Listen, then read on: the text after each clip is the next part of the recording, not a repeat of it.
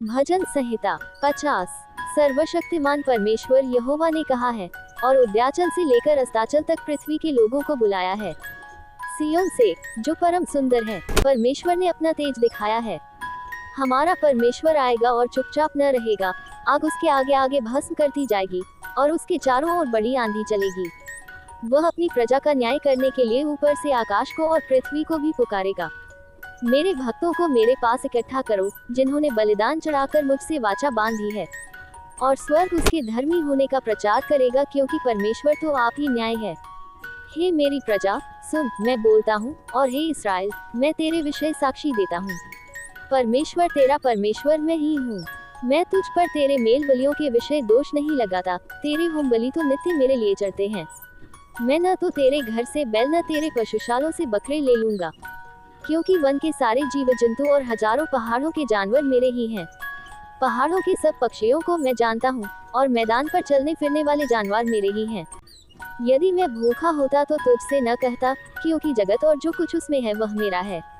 क्या मैं बैल का मांस खाऊं व बकरों का लोहू पीऊं? परमेश्वर को धन्यवाद ही का बलिदान चढ़ा, और परम प्रधान के लिए अपनी मन्नतें पूरी कर। और संकट के दिन मुझे पुकार, मैं तुझे छुड़ाऊंगा, और तू मेरी महिमा करने पाएगा। परंतु दुष्ट से परमेश्वर कहता है, तुझे मेरी विधियों का वर्णन करने से क्या काम? तू मेरी वाचा की चर्चा क्यों करता है? तू शिक्षा से बैर करता और मेरे वचनों को तुच्छ जानता है। जब तूने चोर को देखा, तब उसकी संगति से प्रसन्न हुआ, और परस्त्रीगामियों के साथ भागी हुआ। तूने अपना मुंह बुराई करने के लिए खोला, और तेरी जीभ छल की बातें गढ़ती है। तू बैठा हुआ अपने भाई के विरुद्ध बोलता और अपने सगे भाई की चुगली खाता है। ये काम तूने किया और मैं चुप रहा, इसलिए तूने समझ लिया कि परमेश्वर बिल्कुल मेरे समान है। परंतु मैं तुझे समझाऊंगा और तेरी आंखों के सामने सब कुछ अलग अलग दिखाऊंगा। हे ईश्वर को भूलने वालों, ये बात भली भांति समझ लो, कहीं ऐसा न हो कि मैं तुम्हें फाड़ डालूं और कोई छुड़ाने वाला न हो। धन्यवाद के बलिदान का चढ़ाने वाला मेरी महिमा करता है, और जो अपना चरित्र उत्तम रखता है उसको मैं परमेश्वर का किया हुआ उद्धार दिखाऊंगा। परमेश्वर के जन मूसा की प्रार्थना है, प्रभु, तू पीढ़ी से पीढ़ी तक हमारे लिए धाम बना है। इससे पहले कि पहाड़ उत्पन्न हुए या तूने पृथ्वी और जगत की रचना की, वरन अनादिकाल से अनंत काल तक तू ही परमेश्वर है। तू मनुष्य को लौटाकर मिट्टी में ले जाता है और कहता है, हे आदमियों, लौट आओ, क्योंकि 1000 वर्ष तेरी दृष्टि में ऐसे हैं जैसा कल का दिन जो बीत गया, या रात का एक पहर। तू मनुष्यों को धारा में बहा देता है, वे स्वप्न से ठहरते हैं, वे भोर को बढ़ने वाली घास के समान होते हैं। वह भोर को फूलती और बढ़ती है, और सांझ तक कटकर मुरझा जाती है। क्योंकि हम तेरे क्रोध से भस्म हुए हैं और तेरी जलजलाहट से घबरा गए हैं। तूने हमारे अधर्म के कामों को अपने सम्मुख और हमारे छिपे हुए पापों को अपने मुख की ज्योति में रखा है तारांकन। क्योंकि हमारे सब दिन तेरे क्रोध में बीत जाते हैं, हम अपने वर्ष शब्द के समान बिताते हैं। हमारी आयु के वर्ष 70 तो होते हैं, और चाहे बल के कारण 80 वर्ष भी हो जाएं, तो भी उनका घमंड केवल कष्ट और शोक ही शोक है, क्योंकि वह जल्दी कट जाती है और हम जाते रहते हैं। तेरे क्रोध की शक्ति को और तेरे भय के योग्य तेरे रोष को कौन समझता है? हमको अपने दिन गिनने की समझ दे कि हम बुद्धिमान हो जाएं। हे यहोवा, लौटा, कब तक?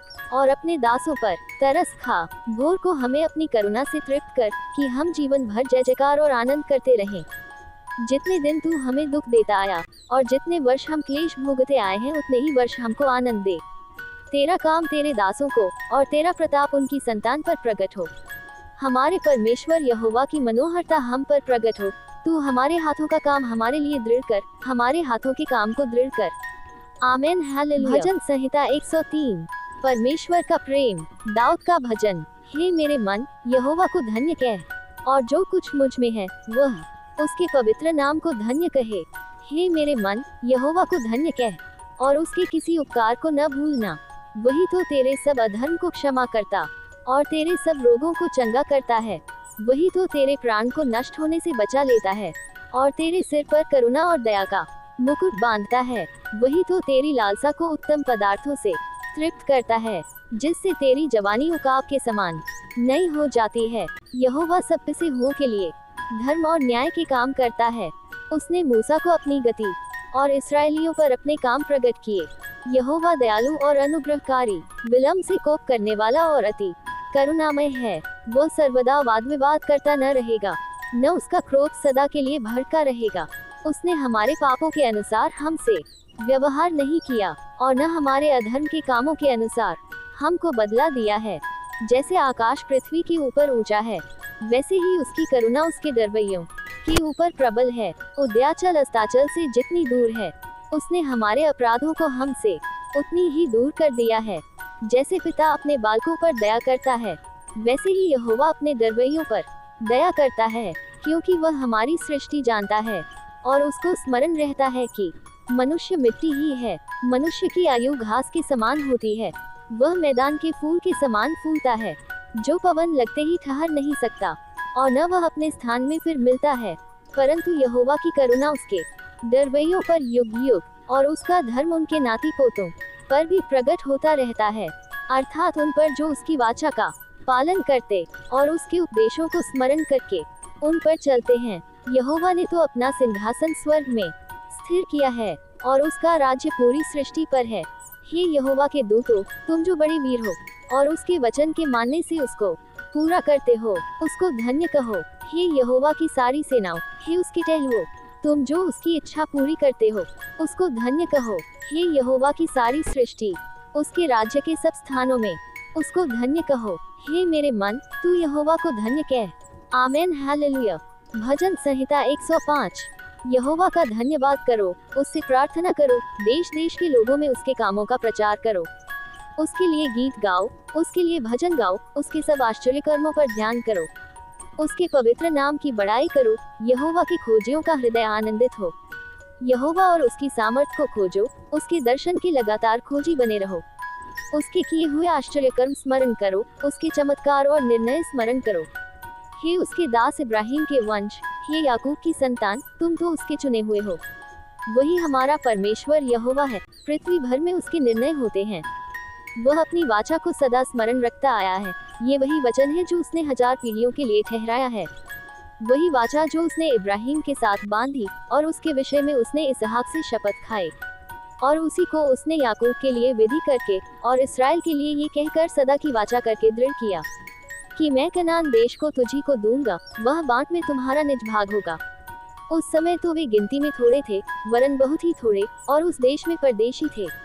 वे एक जाति से दूसरी जाति में और एक राज्य से दूसरे राज्य में फिरते रहे, परंतु उसने किसी मनुष्य को उन पर अंधेर करने न दिया, और वह राजाओं को उनके निमित्त ये धमकी देता था कि मेरे अभिषिक्तों को मत छुओ और न मेरे नबियों की हानि करो। फिर उसने उस देश में अकाल भेजा और अन्न के सब आधार को दूर कर दिया। उसने यूसुफ नाम एक पुरुष को उनसे पहले भेजा था, जो दास होने के लिए बेचा गया था। लोगों ने उसके पैरों में बेड़ियां डालकर उसे दुख दिया, वह लोहे की सांकलों से जकड़ा गया। जब तक कि उसकी बात पूरी न हुई, तब तक यहोवा का वचन उसे कसौटी पर कसता रहा। तब राजा ने दूत भेजकर उसे निकलवा लिया, और देश देश के लोगों के स्वामी ने उसके बंधन खुलवाए। उसने उसको अपने भवन का प्रधान और अपनी पूरी संपत्ति का अधिकारी ठहराया, कि वह उसके हाकिमों को अपनी इच्छा के अनुसार कैद करे और पुरनियों को ज्ञान सिखाए। फिर इस्राएल मिस्र में आया और याकूब हाम के देश में परदेशी रहा। तब उसने अपनी प्रजा को गिनती में बहुत बढ़ाया और उसके द्रोहियों से अधिक बलवंत किया। उसने मिस्रियों के मन को ऐसा फेर दिया कि वे उसकी प्रजा से बैर रखने और उसके दासों से छल करने लगे। उसने अपने दास मूसा को और अपने चुने हुए हारून को भेजा। उन्होंने उनके बीच उसकी ओर से भांति भांति के चिन्ह और हाम के देश में चमत्कार दिखाए। उसने अंधकार कर दिया और अंधियारा हो गया, और उन्होंने उसकी बातों को न टाला। उसने मिस्रियों के जल को लोहू कर डाला और मछलियों को मार डाला। मेढक उनकी भूमि में वरन उनके राजा की कोठरियों में भी भर गए। उसने आज्ञा दी, तब डांस आ गए, और उनके सारे देश में कुटकियां आ गईं। उसने उनके लिए जलवृष्टि की संति ओले और उनके देश में धधकती आग बरसाई। और उसने उनकी दाखलताओं और अंजीर के वृक्षों को वरन उनके देश के सब पेड़ों को तोड़ डाला। उसने आज्ञा दी, तब अनगिनत टिड्डियां और कीड़े आए, और उन्होंने उनके देश के सब अन्न आदि को खा डाला, और उनकी भूमि के सब फलों को चट कर गए। उसने उनके देश के सब पहिलौठों को, उनके पौरुष के सब पहले फल को नाश किया। तब वह अपने गोत्रियों को सोना चांदी दिलाकर निकाल लाया, और उनमें से कोई निर्बल न था। उनके जाने से मिस्री आनंदित हुए, क्योंकि उनका डर उनमें समा गया था। उसने छाया के लिए बादल फैलाया और रात को प्रकाश देने के लिए आग प्रकट की। उन्होंने मांगा तब उसने बटेरे पहुंचाए और उनको स्वर्गीय भोजन से तृप्त किया। उसने चट्टान फाड़ी तब पानी बह निकला और निर्जल भूमि पर नदी बहने लगी, क्योंकि उसने अपने पवित्र वचन और अपने दास इब्राहिम को स्मरण किया। वह अपनी प्रजा को हर्षित करके और अपने चुने हुओं से जय जयकार करा के निकाल लाया और उनको अन्य जातियों के देश दिए, और वे और लोगों के श्रम के फल के अधिकारी किए गए कि वे उसकी विधियों को माने और उसकी व्यवस्था को पूरी करें। याह की स्तुति करो। आमेन, हालेलुया। हमारे YouTube channel like, share and subscribe जरूर करें प्लीज।